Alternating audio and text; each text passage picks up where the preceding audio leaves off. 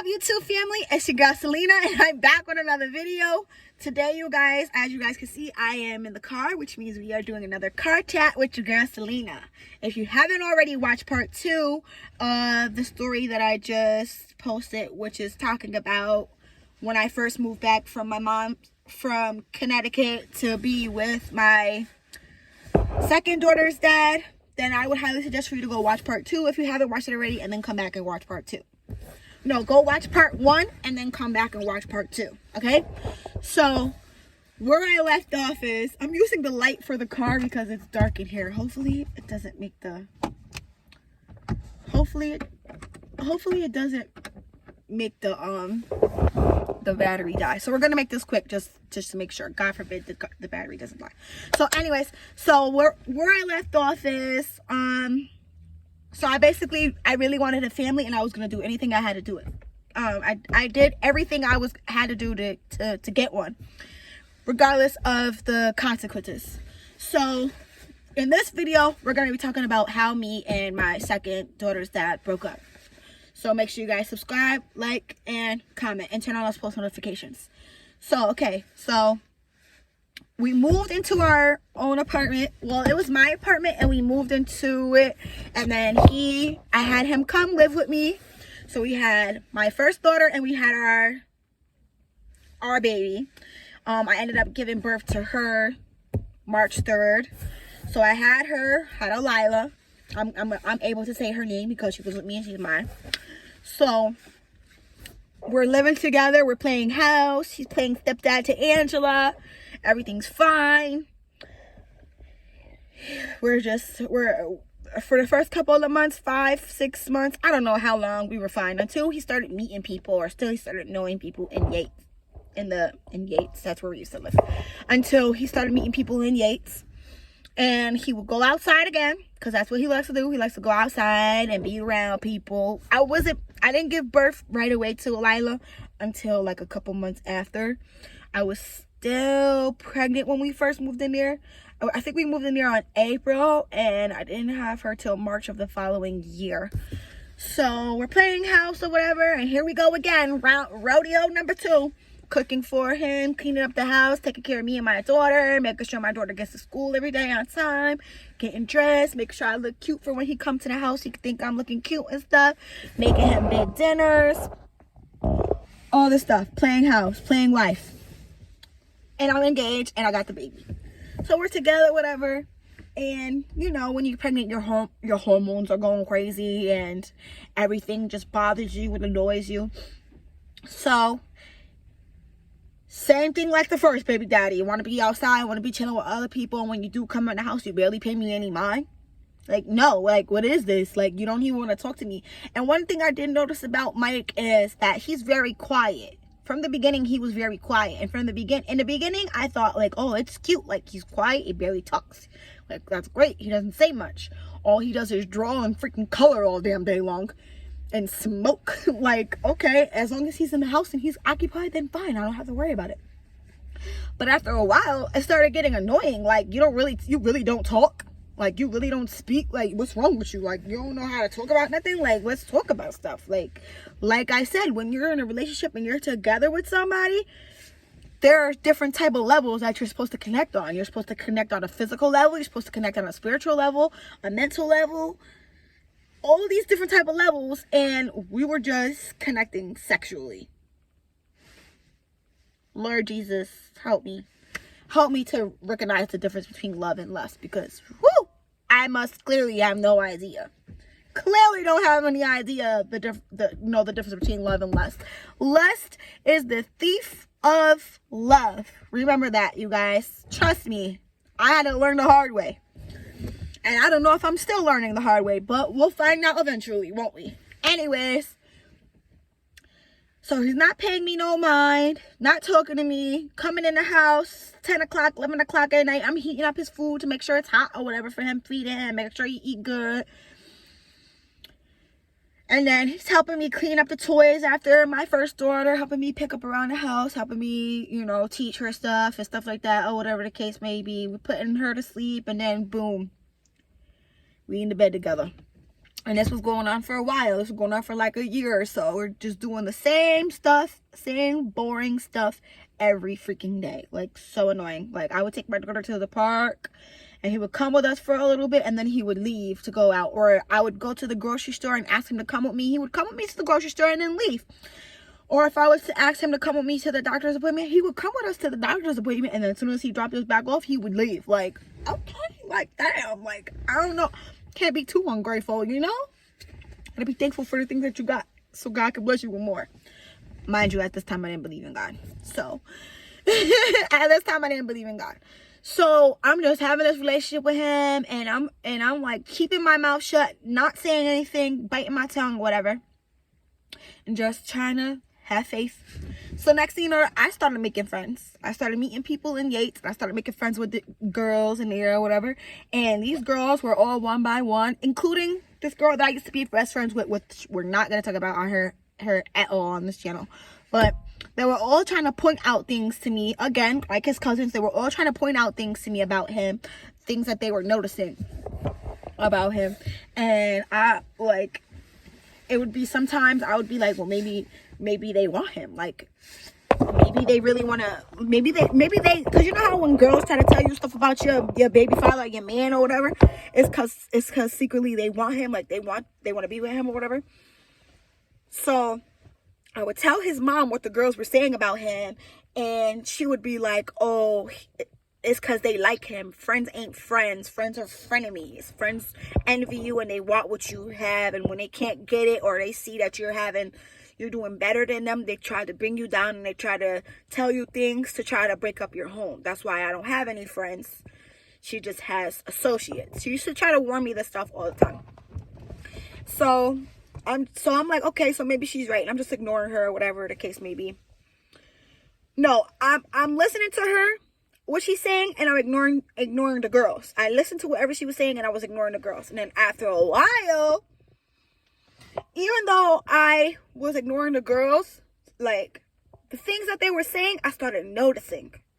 Like, I think the more that I was quiet and didn't say anything, the more I started noticing stuff. And I was just like, that's when the fights and arguments started. And the same thing like the other one. Whenever I was to bring up the stuff about it or whatever, try to tell him to fix it and stuff, same thing with like the first one. I don't care if you don't like it, then break up with me or whatever. Me and my second daughter's dad, me and him had mad fights. Like, cops were called plenty of times.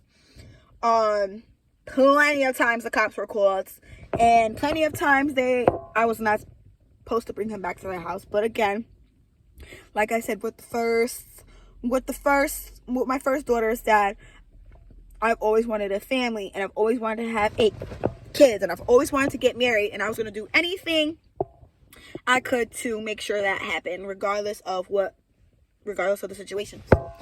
So we were together for like 3 years. I'm trying to get it right. I think we were together like 3 years or whatever case maybe. We were playing house and we were going back and forth. There was even a time where I got arrested. I got arrested from, should I say that for another story? Or should I just tell it because it correlates with this? All right, so this is totally raw and uncut. I'm not editing this. I'm just going to upload it as is. And I'm sorry that it's getting darker, you guys. But so so me and him got into a fight one day about something that happened, and all I know is he took my charger that was to my phone or whatever, and I was pregnant at the time or whatever, and I got mad at him, and me and him were fighting or whatever, and I just like blacked out or whatever, and I tried to like push him down the stairs, and me and him were fighting, and I think I was like biting him and digging him, and I think I almost tried to stab him or something like that. He called the cops. He called his mom on me, and his mom came, and she was talking to me. And by the way, his mom did pass away, so rest in peace to her. But she did call the cops on me, and she was like, "You're lucky I'm the woman I am today, because if I was, I would have grabbed your little ass out that door and beat your ass for putting your hands on my son." And she ended up having me arrested. I was like 5 months pregnant. I was arrested. That was the first time I ever got arrested, was because of a fight that me and him got into over a freaking charger. Still young and still naive, still immature, obviously. So me and him were together for like 3 years or whatever. And basically how we broke up is me and him officially broke up when I first fell into my depression. He was like the second person that I tried to confide in about me falling into depression. Obviously, I was using, and he was the first one to know that I was using, and he didn't like it, and he was very upset about it, and he was hurt about it, and I told him that I was using or whatever, and I told him I was fighting depression and stuff like that, and told him why I was about to fall into a depression. I told him about my childhood abuse. This was the first time I ever told him about my childhood abuse. Told him about what happened to me as a kid, as far as being bullied, as far as being touched by my stepfather.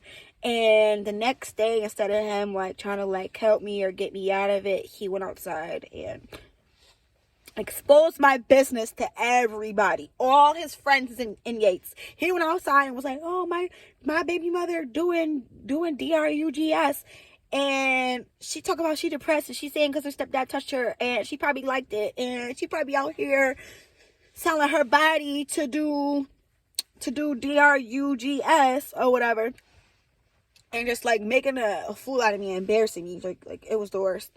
So when basically I gotta tell you guys this story like another time, but so basically when I first fell into a depression, I let my kids go live with Angela was already living with her dad by that time, because like midway of the relationship with me and Mike, she told her dad and her dad's new girlfriend that she didn't want to live with us anymore because she said she was scared of Mike, and that wasn't the case.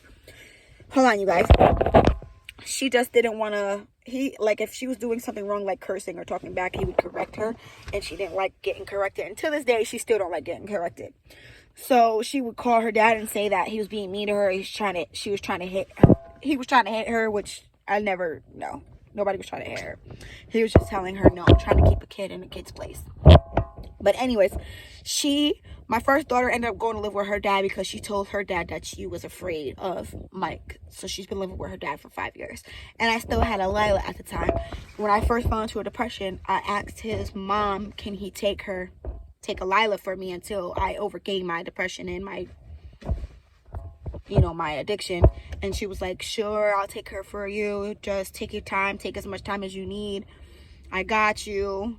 I took her from me, and when she left with the baby, he left too, and that was the end of that relationship. We were done. So me and him broke up, and like to this day, like I don't know if that was karma, or I don't know if that was my dumbass making dumbass choices, poor choices, poor decisions, poor choice making. I don't know if that was on me, karma, or a little bit of both.